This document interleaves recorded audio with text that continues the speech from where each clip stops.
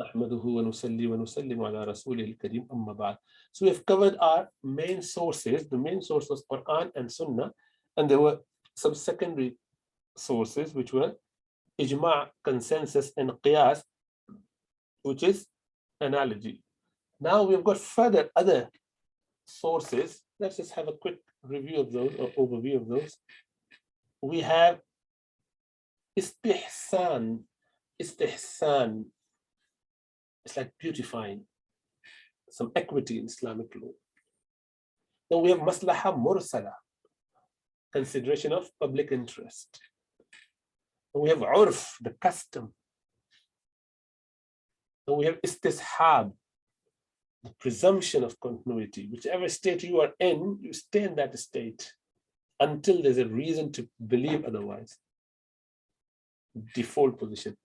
Saddul dhariya or dhara'i, blocking the means that would take you to haram or misguided act. Hila shar'iyya, we just mentioned about hila shar'iyya, legal device. What are the rules? How do you take it when you can't take it? So those are the ones that we're going to talk about. There are a few others. We might not be able to go through them, or we may touch upon them as well, just to give you a bit of overview or idea.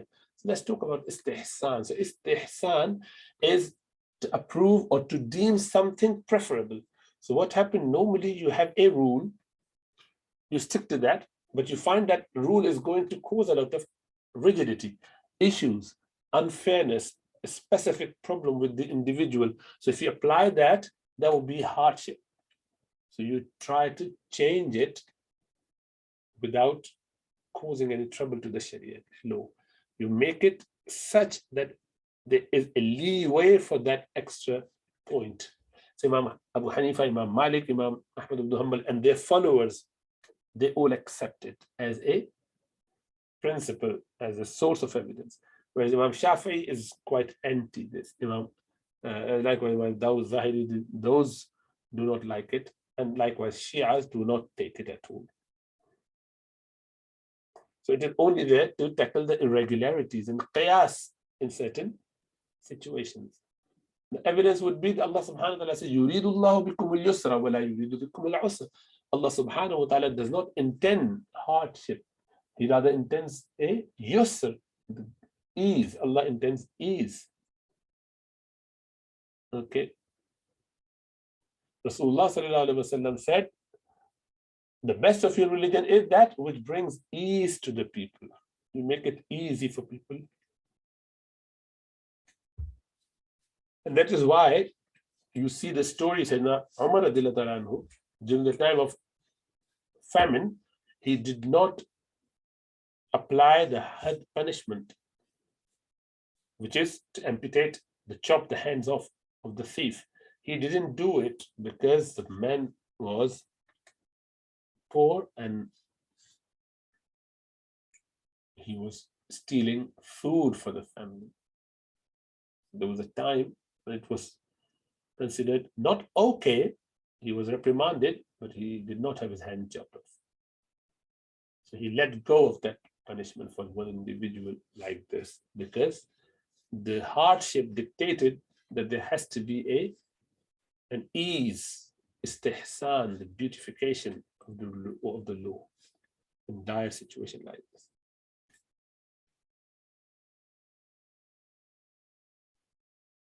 And then Hadith says that whatever the Muslims deem to be good is good in the sight of Allah. So generally it's good. And then la darara wa la dirar, no harm should be inflicted, and there should be no reciprocation of harm in Islam. There are two types of istihsan, there are many different ways of classifying them. We'll simplify it. Istihsan istithnaiyya and istihsan qiyasiyya. Qiyas, when you use qiyas khafi, the subtle analogy over the clear-cut analogy. There's analogy which is very clear. You could see it. Qiyas jali. It's obvious.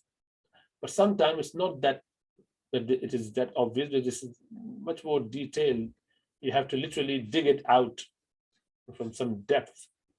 So when you have to go through those layers and layers, and with your exhaustion of juristic mind, you come up with those rule. So that's a qiyas khafi. So you have got qiyas jali, which is analogy which is clear cut. You leave that because that's going to cause a lot of hardship. You go for the lighter or the easier and simpler but less evident qiyas khafi. So that's qiyas istihsan qiyasiyya istithnaiya. The norm was that, but the hadith goes against that rule based on your qiyas. So you say, you know what, no, it should be this, but we have to stick to the hadith. We should be this, but we have to stick to ijma, the consensus. Or it is this, but the maslaha, the concern for the hardship takes priority, or we change this from the main rule and make it easier rule. So there's some examples. Okay, and scholars accept this as a valid point.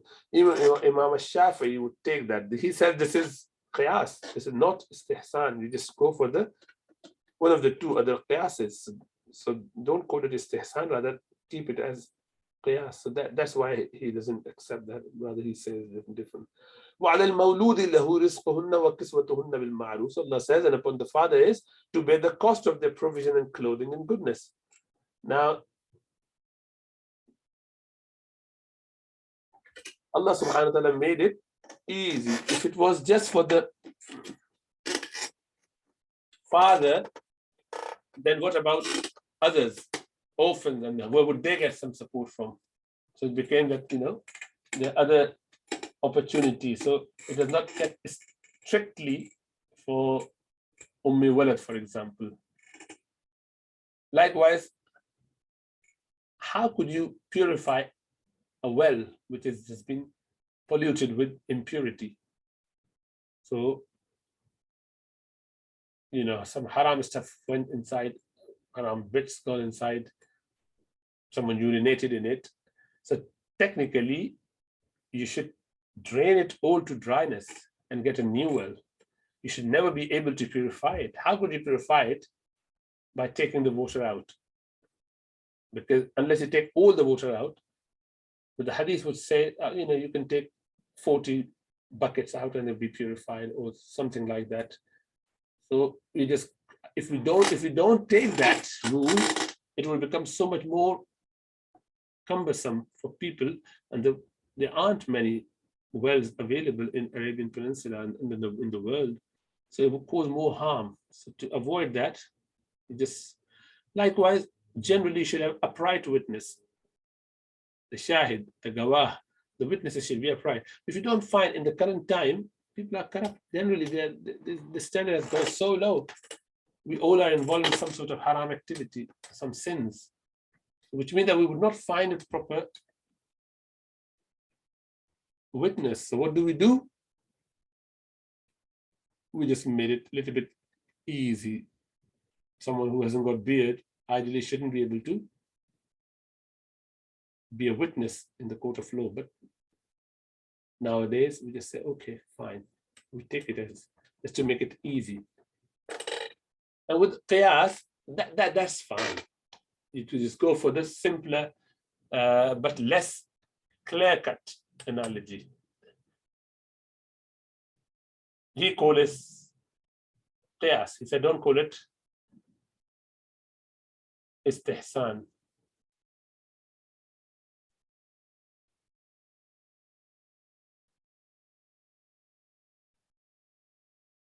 So for example, if a man divorced his wife when she was having periods,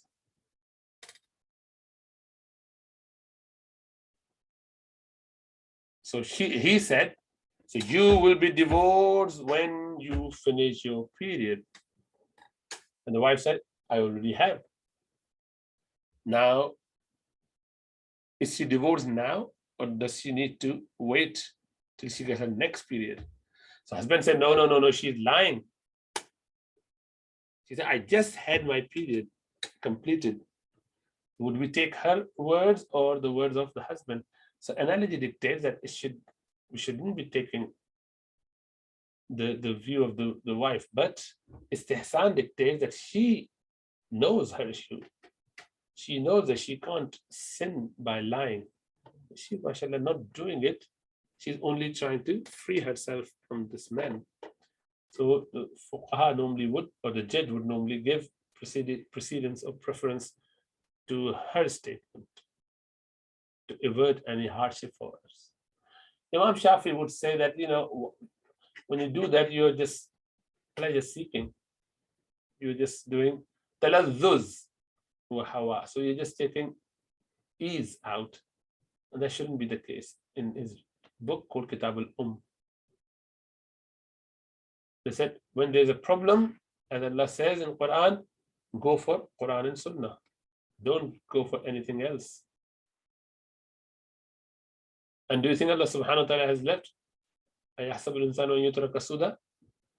we have left them without giving any clear guidance?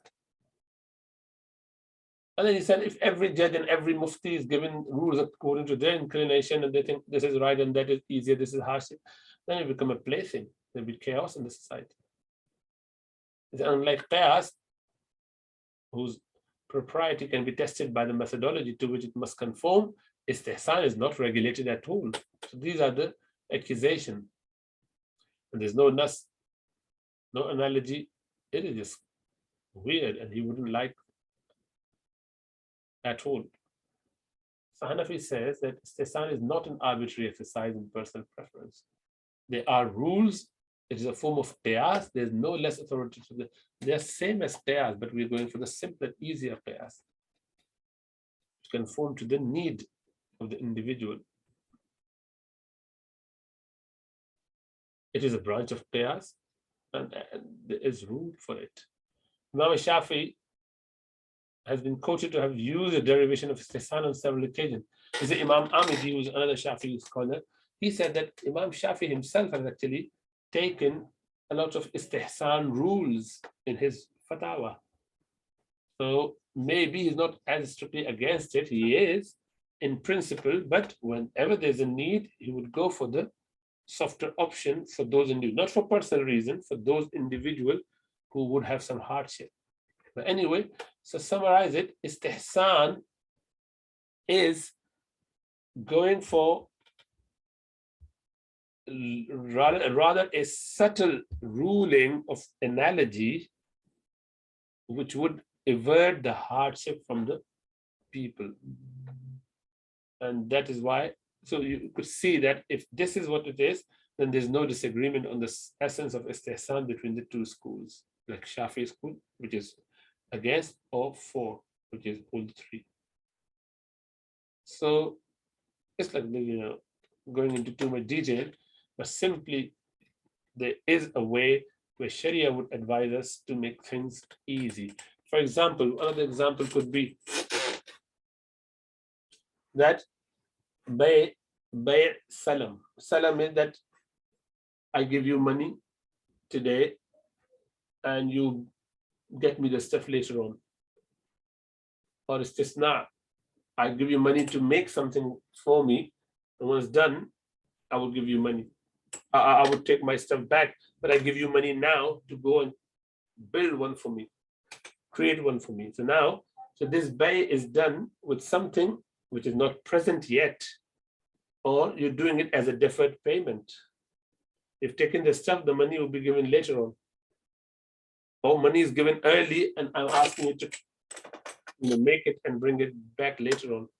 So in both cases, they should not be allowed at all. The qiyas, the analogy dictates that they're both haram. Because in the first case, you're doing a riba-based transaction by having the stuff and paying it later. And in the istisna thing, you are doing the opposite way, giving the money now and getting the stuff later. So you haven't got something in existence yet. You're doing bay'ul ma'doom, for example. So, but there are clear hadith, you can do it. And the Sahaba practiced it. Rasulullah sallallahu alaihi wasallam practiced it. that means that it is okay. So you have to go for that rather than through qiyas, because qiyas can sometimes be hard to follow. So when that's the case, and there's a reason, a legitimate reason, know your whims and desires, not to get things easy for you, not to do hila sharia, not to come up with funny ideas, rather true hardship to be averted. In that case, it would be good to use istihsan, and as I said, ulama do use it for the benefit of people for a greater good. Inshallah, may Allah understand how thoroughly ulama have worked to find out all those nuanced technical terms and then explain it for us, looking at all the corpus of hadith. Will Allah reward them on our behalf. Inshallah, we leave it there. Assalamu alaikum wa rahmatullahi wa barakatuh.